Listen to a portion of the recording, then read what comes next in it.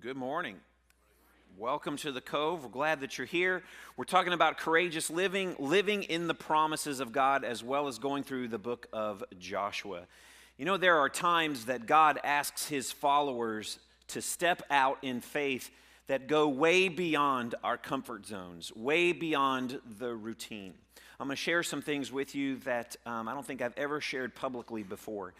In 1987, God called me to go to a church in Newport Richey and accept a weekend youth ministry. I was a junior in college at the time, and this was a senior citizens church.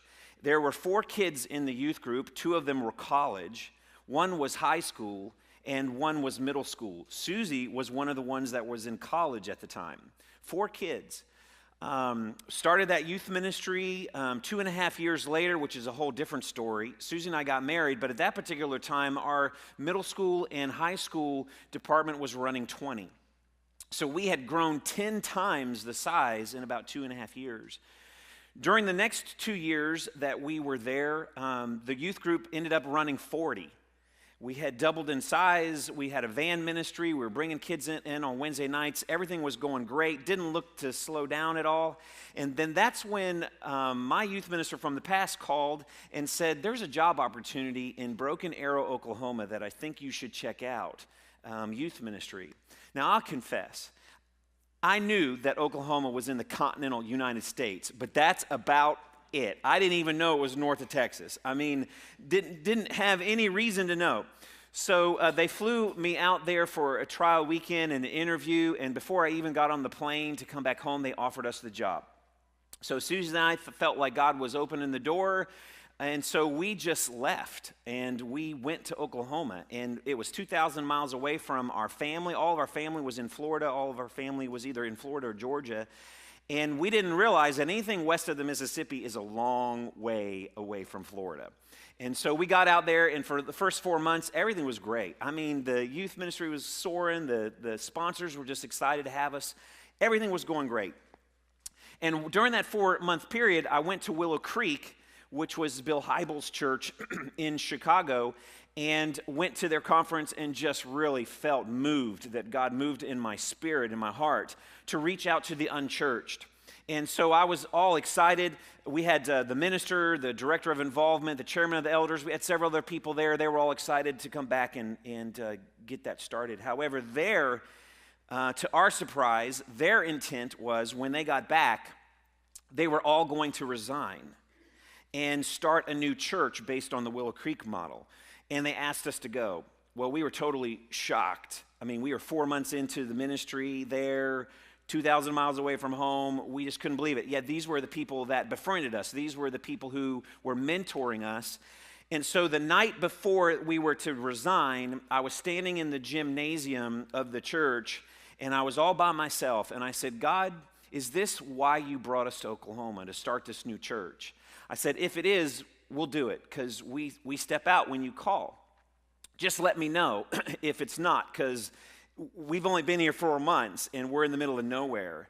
And so sure enough, we felt led to start this church with everyone else, and so we resigned. I resigned, and we started this new church.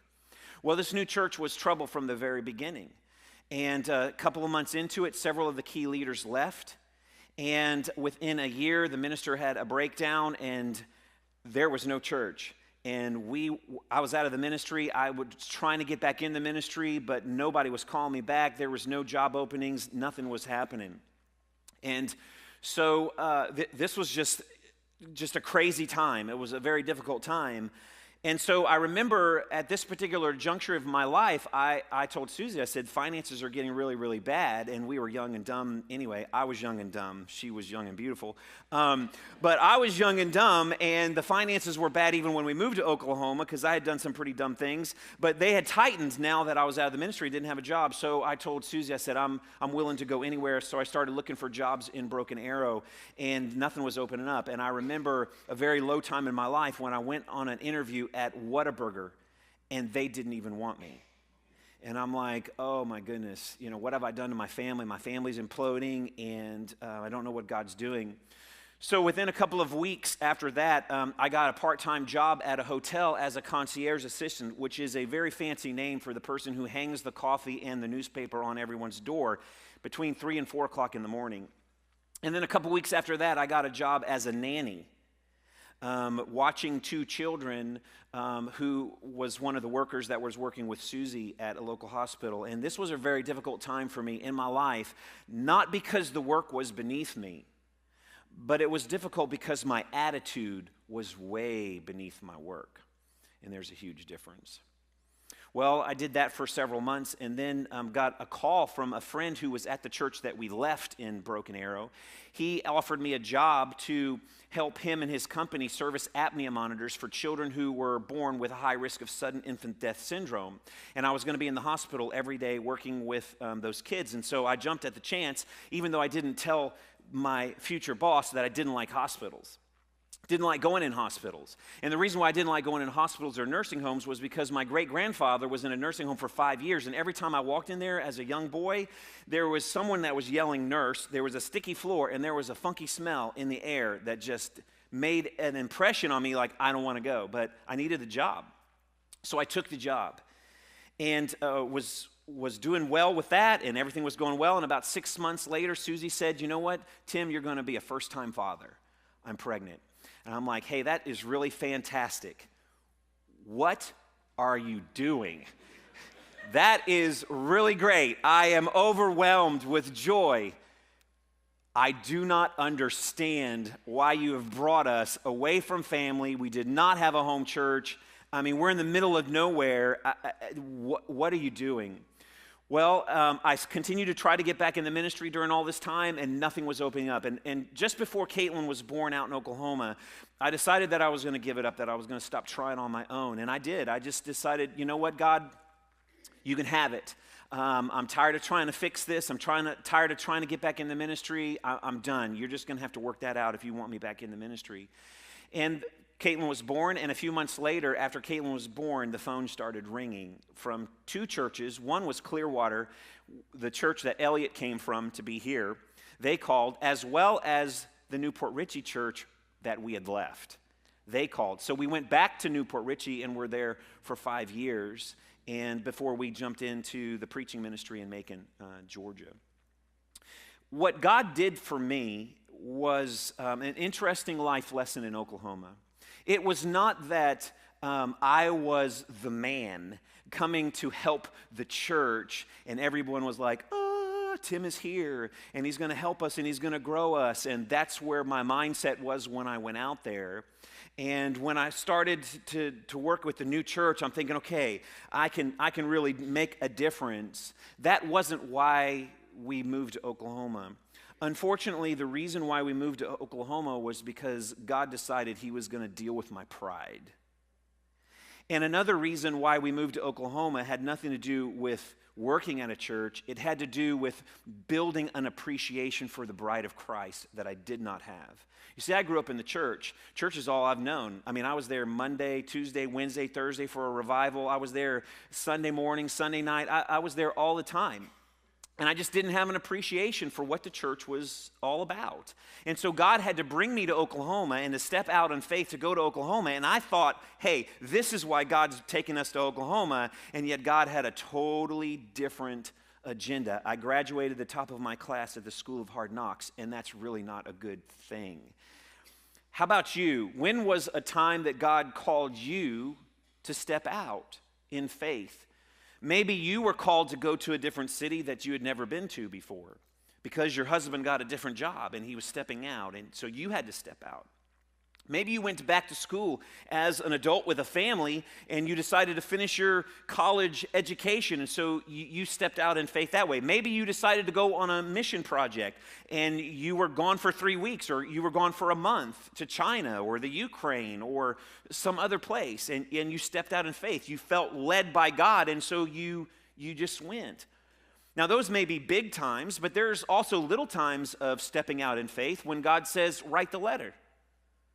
Make the phone call, pay for the meal, take the meal over there, reconcile the relationship, make the invitation for them to come to church, speak up, introduce yourself, and you're like, You're out of your comfort zone. You don't know what's going on, but it's an act of faith. You step out when God calls. You know, there's a lot of things that I would change about what I went through and what Susie went through in Oklahoma. But this one thing, and I've said this before to you, that I'm not the person that believes or feels about their life that, oh, I wouldn't change anything about my life because God, has worked everything out. Listen, there are some things that I would change if I could. And one of those things that I would change was my attitude. I would go back and I would change my attitude. But here's the one thing that I would never change, Susie would never change, and I hope you never change. When God calls you to take a step of faith, you've got to step out. You've got to step out, and you just have to go, and it might not make sense. Sometimes the fact of the matter is when God calls us out, we have a wide variety of emotions. I mean, when he first calls us, we're all excited because it's something new, and we're really out there, and then we discover after not very long, we realize that the trunk of the tree is way out there, and we're standing on the edge of the branch, and we look around, and maybe nobody's with us. Maybe our family's gone, our friends are gone, our church is gone, and all we've got out here on the branch is God. But when God calls us, we've got to move out. That's the one thing that I wouldn't change. And Susie and I are constantly doing that in our lives. Swiss Cove, coming here to Swiss Cove is one of those examples. For a year, I said no. And I'll talk to you more in a couple weeks about this. But for a year, I said no. And it wasn't until God said yes, and that's what I was waiting for, if he was. And I didn't think he was going to say yes. But as soon as he did, our no became a yes, just like that. I mean, when God calls you, you have to step out. So here's the situation with Joshua. It's not going to be really Joshua who's going to step out as much as it is the priests are going to step out. The spies come back, they tell Joshua all that's going on, Rahab the whole conversation. Joshua says, okay, we're getting ready to cross the Jordan. And so God instructs him how he does it. He follows the instructions, very wise leader. He follows the instructions, and it's going to be the priests that take the Ark of the Covenant out through the Jordan River, that they are going to be taking the lead. Now, the purpose of the ark being the lead here is because God was showing very clearly that it was going to be God that was going to bring them into the land of Canaan. That God was going to be the one that was going to lead them. Now, no one was supposed to touch the Ark of the Covenant. We shared that last week. Uzzah reached out, touched the Ark of the Covenant when it was slipping on an ox cart because David wasn't following the instructions, and God struck him dead. Boom. This was the most holiest possession that they had. Why? It was because it was a symbol for God's presence. It was a 3-foot by 9-inch length by 2 foot 3 inches wide, 2 feet 3 inches high chest. Just like this. It wasn't huge. But the priests were supposed to carry it on their shoulders as they went. So let's pick up our Joshua scriptures. We're going to be looking at a few scriptures in Joshua chapter 3. We're going to bounce around a little bit. And Joshua said to the priests, take up the ark of the covenant and pass on before the people. So they took up the ark of the covenant and went before the people. And Joshua said, here is how you shall know that the living God is among you, and that he will without fail drive out before you the Canaanites, the Hittites, the Hivites, the Perizzites, the Girgashites, and the Amorites, and the Jebusites. We got all the sites in there, and probably some parasites got vanquished too. Behold, the ark of the covenant of the Lord of all the earth is passing over before you into the Jordan. And when the soles of the feet, now I want you to key in on that. And when the soles of the feet of the priests bearing the ark of the Lord of all the earth, shall rest in the waters of the waters of the Jordan shall be cut off from flowing, and the waters coming down from above shall stand in one heap. So when the people set out from their tents to pass over the Jordan with the priests bearing the ark of the covenant before the people, and as soon as those bearing the ark had come as far as the Jordan, and the feet of the priests bearing the ark were dipped in the brink of the water, now the Jordan overflows all its banks throughout the time of harvest. The waters coming down from above stood and rose up in a heap very far away at Adam, the city that is beside Zarethan. And those flowing down toward the sea of the Arabah, the salt sea, were completely cut off, and the people passed over opposite Jericho. Now the priest bearing the ark of the covenant of the Lord stood firmly on dry ground and in the midst of the Jordan, and all Israel was passing over on dry ground until all the nation finished passing over the Jordan. Now when the people left Egypt, this is what happened. God told Moses, you hold your staff over the Red Sea, and I'm going to part it. And that's how they parted That's how the Red Sea was parted, and the people went on dry ground across. Here, a very similar result is, but you know what? Joshua isn't out front. Guess who's out front? God's out front. The Ark of the Covenant, the priests are signifying God's presence. The same result is going to happen. They're going to be able to walk on dry ground, but God is making a very bold and clear statement that he is the one that is leading the people into the promised land. Now, when the priest stepped out from the bank into the water, it demonstrated an act of faith. We said it over and over and over and over and over and over and over again. James said it this way: faith without works is dead. We've said it this way: put your all with your action. You got to back up your faith. Faith is not just believing something and never doing anything about it. The Hamiltons are here. David and Denise Hamilton. Welcome back. Where was I? Talking about stepping out. They stepped out too. So the priests, when they stepped out and did what God told them to do, God was able to provide the miracle that moved the waters and allowed the Israelites to pass through. Now, why is this such a big deal? This is really a big deal because of this very reason, which was kind of in the parentheses in the text that we read. The Jordan was at flood stage. Now, many times the Jordan River is as wide as from here to the back door. You can just walk across it with no big deal. When I was there in 87, I could have walked across it. It was no big deal. But now it's at flood stage. And what that means is it can be 6 to 8 miles across, and that water is rushing down. Why? It's because the snows have melted and the water is flowing very, very fast. So this was a very, very big miracle, very, very big deal. So what happened? Well, God opened up an area between the city of Adam, which is only named there in the Bible. We don't even know where it was. Probably a mile to a mile and a half berth wide to where the people could cross. And it would have taken them about a half a day to get the hundreds of thousands, if not most likely millions of women and children and men and livestock and everybody across. So here's the life lesson for today that I want us to focus on. A courageous life is a life that steps out in faith when God calls. That's what a courageous life looks like. That's what we're talking about. And stepping out in faith requires that we trust and put faith in God's leadership. Now, for Joshua and the priests and the people of Israel, it was about stepping out into the river and walking on dry ground. Those priests had to trust that Joshua got the right word from God, and they stepped out. For the disciples, when Jesus said, because we're disciples too, we're Christ followers, when Jesus said, "Follow me," Peter, Andrew, James, John, even the tax collector Matthew, he was at the tax collector booth when Jesus said, "Follow me," and they stopped what they were doing. They left their nets, they left the tax collector booth, and they followed Jesus. When Peter was in a perfectly good boat, even though it was a storm going on, when Jesus said, "Come on out here because it's me," Peter stepped out of the perfectly good boat and walked on water for a time. But there were other people in Jesus' ministry when he said, "Follow me, come and be my disciple," who said, "You know what? I got to go take care of some family business. Nope, you know what? I've got to go bury my father. He's not dead yet, but he's probably only got 20 or 25 years left, and I really need to be around for him." Or they said, "You know what? I'm just too busy watching the sheep." Or, "You know what? The TV clicker," now we're advanced 21 centuries, "the TV clicker is just calling me. I just can't do that. You know what? My schedule's just too full. I just can't follow you, Jesus. I know you're the most important thing in my life, but you know what? I'm just not going to step out. I'm just not going to follow you because I've got all these other things that are not as important to me as you, God.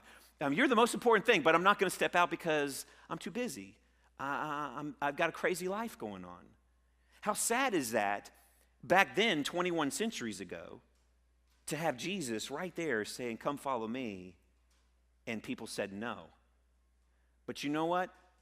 2,100 years later, it still happens. When Jesus says, "Come follow me," we have to follow. We have to step out. It requires trust in his leadership. Now, another life lesson here is that, stepping out in faith requires a full commitment. I hope that you got that in verse 13. It says this, "And when the soles of the feet of the priests bearing the Ark of the Covenant shall rest in the waters of the Jordan." Okay, it wasn't toe dipping time. It wasn't like, okay, as soon as I tiptoe on the water's going to stop. No, the soles of their feet had to get planted, and they all got in, and once the soles of their feet were in, then the water dried up and moved to a heap. It was an all-in commitment. And trust me, Jesus is worth your all-in commitment. He is not of such value that is equal to a half-hearted commitment. He's worthy of an all-in, everything, all your life. Now listen, if you really believe that Jesus was raised from the dead, if you really believe that Jesus was raised from the dead, it's got to change everything about what you believe. It's got to change everything. How you interact with your coworkers, how you interact with your family, how you interact with your church. I don't understand why, if we really, really believe that Jesus was raised from the dead, why do we live our lives powerless? If we really, really believe it, we can step out in any kind of faith that's going on in our lives. Why? It's because Jesus is alive. He was raised from the dead. And it changes everything about our spiritual DNA and our blood flowing through us. We can step out with a full commitment, not just tiptoeing out there. We can go all in and trust that He's there. Here's the other thing. Stepping out requires that we firmly stand.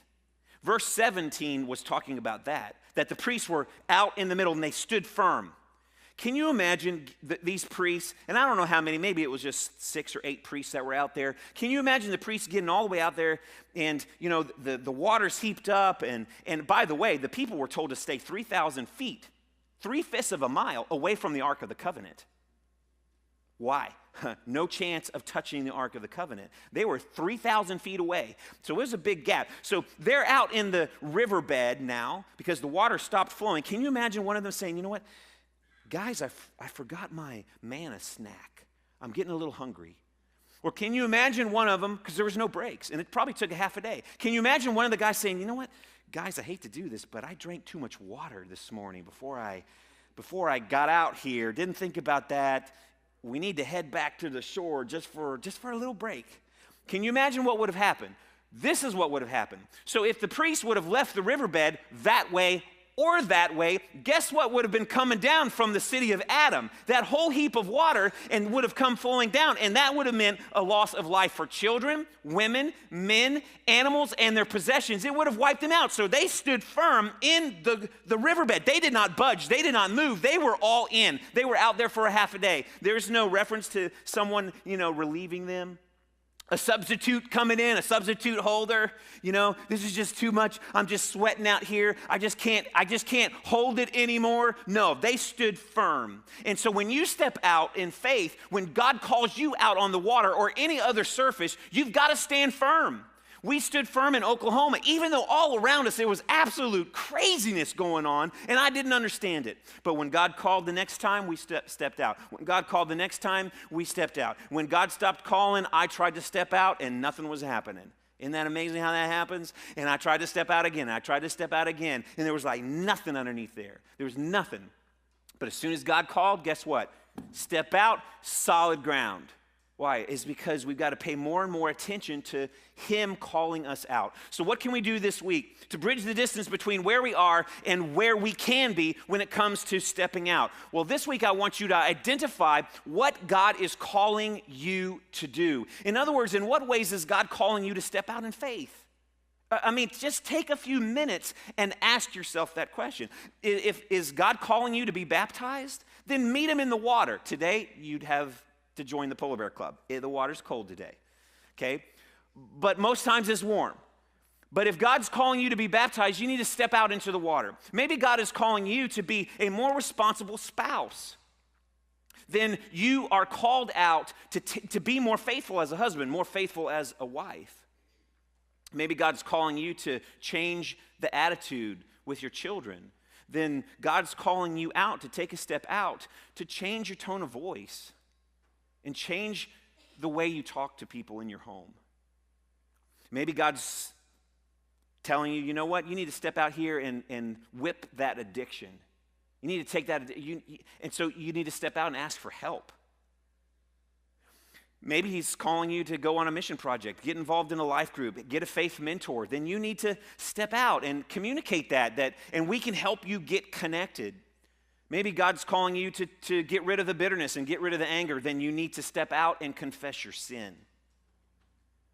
Maybe he's calling you out to have more power in your life, power to overcome the fatigue, power to overcome the frustration, power to overcome the fear. Then you need to tap in, when you step out, you need to tap in the Christonian power that raised Jesus from the dead. Maybe God's calling you to get rid of the shackle of sin that you carry around everywhere you go. Maybe you need to step out and say and realize that Jesus Christ has the key with his sacrifice to unlock that shackle, and you can put that away and never put that on again because of the power of Jesus' blood and his sacrifice. Then you need to step out. What's your next step of faith? Hebrews 11:6 says this, and without faith, it's impossible to please him, for whoever would draw near to God must believe that he exists and that he rewards those who earnestly seek him. Understand me very, very clearly. I'm going to be even clearer than the Hebrew author. If you do not have faith, you are not pleasing to God. That's what that verse says. Okay? Now, I'm not talking about just a belief.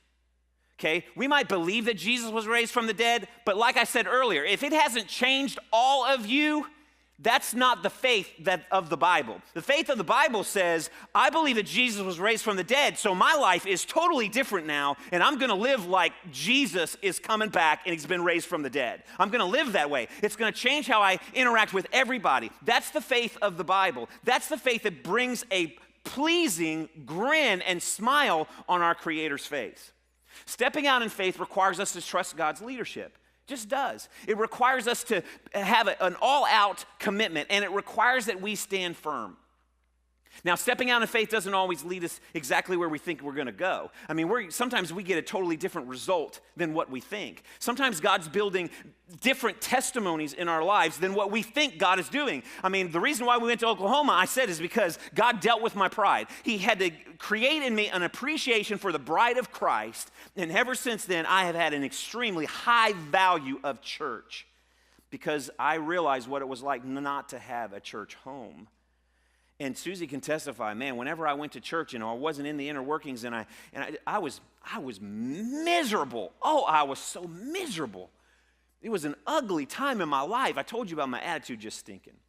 You see, we can be a people of power and promise. We can be a people of living life, a courageous life, living life, stepping out. When God says, come on, we go on. We just step out. I want you to get this picture in your head of God standing there in your life saying, come on, follow me. Come on, step out. I'm already here for you. Just come on, step out. Let go of the trunk. Just come on, I'm right here. Okay, listen, the blessings that I have for your life are just absolutely incredible. If you just, come on, take a small step. Come on, there you go. There you go. There you go. Now, isn't that much better? Yeah, turbulent times, storm, doesn't matter. Life is good. I'm right here with you. I'm supporting you. I've got my arm around you, but in actuality, I've got my other arm right underneath you, holding you up. And you know what? When you need to, I will carry you. I will carry you through this. Now, I'm sitting you down. I've never left you. I never left you when you were holding on that trunk so tight. I've never left you. I will never leave you. I will never forsake you. You've got all this blessing in your life. Next time when I call, just step out and trust me. Just trust me. Can you imagine us being a church where we all live like that? Let's pray.